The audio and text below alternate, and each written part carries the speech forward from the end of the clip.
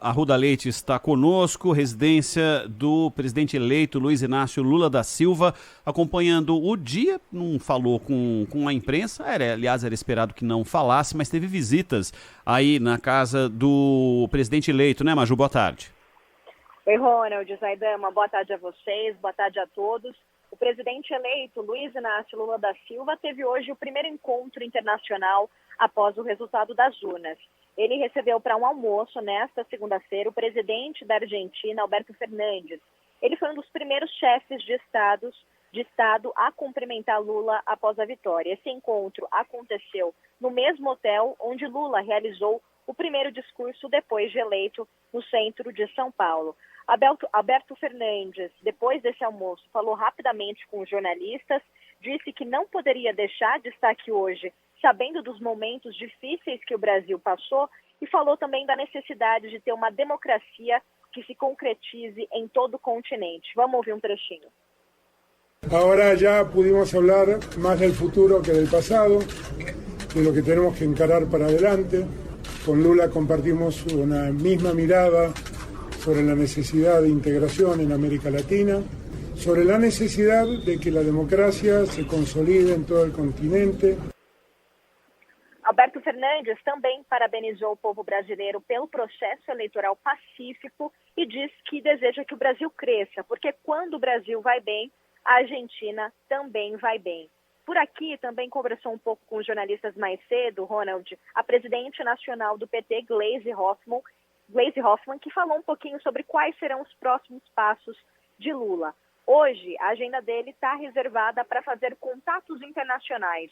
Então, além do encontro com o presidente Alberto Fernandes, o presidente argentino, Gleisi Hoffmann também listou aqui para os jornalistas os cumprimentos de diversas autoridades que Lula recebeu. Vamos ouvir. Ele já falou com o presidente de Portugal e com o primeiro-ministro de Portugal, com o presidente de Cuba, com o chanceler alemão, com o presidente da França, com o secretário-geral da ONU.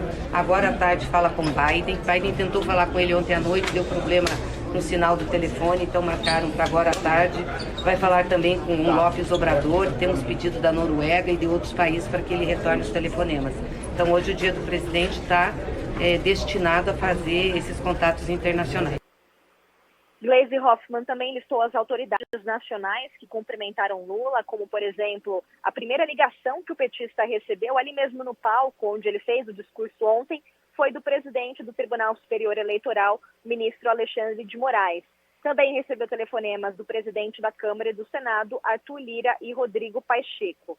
Gleisi Hoffmann foi questionada sobre como será esse governo de transição nesses próximos 60 dias até a posse de Lula em janeiro. O presidente eleito tem 48 horas a partir do resultado das urnas para dar início a essa transição e escolher o coordenador dos trabalhos e os 50 integrantes dessa equipe. Ela disse que, por enquanto, ainda não há nenhum nome definido, que isso ainda está em discussão, e depois dessa definição, então, a equipe de Lula deve procurar, então, o governo de Jair Bolsonaro para que esse processo seja feito de uma forma tranquila e uma forma pacífica. A partir de quarta-feira, então, Lula deve tirar alguns dias de descanso depois da decisão de definir quais serão os nomes aí que vão compor a equipe de transição do governo. Ronald e Zaidan. Valeu. Maju Arruda Leite, lá da casa do presidente eleito Luiz Inácio Lula da Silva, na tarde dessa segunda-feira, o dia seguinte da apuração dos votos. O Zaidan, a transição, para quem acha que é algo que meio que é em acordos, tudo bem, os acordos são importantes, mas é lei, né? Ela tem que ser cumprida com base em determinações. A Maria de Jaime, inclusive, esteve aqui no Bora falando sobre isso, vai voltar ao longo da nossa programação também, mas tem uma série de preceitos já estabelecidos de como deve se desenvolver esse processo com escolhidos, quem pode participar, de que forma participa, né? Claro, você tem as equipes de transição, isso é obrigatório. Até porque, é sempre bom lembrar, no Brasil isso às vezes escapa, né, ao entendimento, que todos eles são funcionários do povo. E você tem a administração nas suas mãos, foi entregue a você o dever e o direito de administrar a coisa pública, virá outro, você tem de passar as informações para o outro, O Bolsonaro e o Lula se detestam, mas não há nenhuma necessidade de envolvimento pessoal. Nenhuma. Você tem equipes de transição. Claro, o Paulo Guedes, por exemplo, vai participar desses encontros. O ministro da Defesa obrigatoriamente vai participar desses encontros. Inclusive já está confirmado que o ministro da Defesa vai ter encontros ali com a equipe de transição. Isso é o beabá, porque afinal de contas o dono daquele troço lá não é nenhum deles, é o povo. Então eles têm de fazer essa transmissão de informações dentro daquilo que a lei determina sabiamente. É uma coisa óbvia, por isso é obrigatória, né? Ô Zaidan, até agora não houve a manifestação do presidente Jair Bolsonaro, se esperava para ontem, não aconteceu, hoje ele já foi para o Palácio do Planalto, voltou para Alvorada e também não houve essa manifestação. As informações são desencontradas de que o núcleo mais ideológico pensa de um jeito, o outro núcleo pensa de outro, da maneira como reagiu a ver, ou de que vai se dar esse primeiro contato do presidente com a imprensa para falar a respeito do resultado das eleições. Atrapalha não ter havido ainda nenhuma comunicação oficial do presidente no que diz respeito ao resultado das eleições?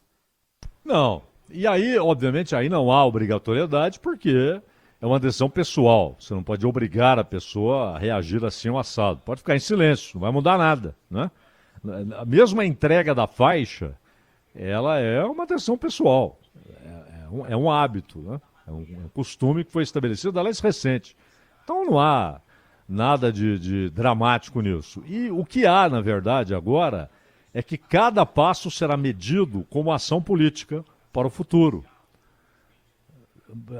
Já tem muita gente projetando 26, né? Então, cada passo agora será nessa direção, não há dúvida. Mas o ideal seria se manifestar, até para agradecer aos que nele votaram, né? Sim, a maior votação da história que o presidente recebeu, né? Ele teve mais votos nesse pleito do que no anterior, né? Exato, seria adequado, seria correto e tal, mas não é obrigatório. E se fizer ou não fizer, não vai mudar o preço do feijão, não vai alterar nada o processo institucional, a transferência de poder. Agora, a transição, essa é obrigatória, por motivos óbvios, né? Você tem de passar as informações da administração pública. Não é verdade, Ronald? Exatamente. É isso que a gente está acompanhando e, como há um prazo aí de 48 horas, a quarta-feira talvez seja o dia do início, pelo menos da comunicação desse trabalho, como vai se dar ao longo dos próximos 2 meses.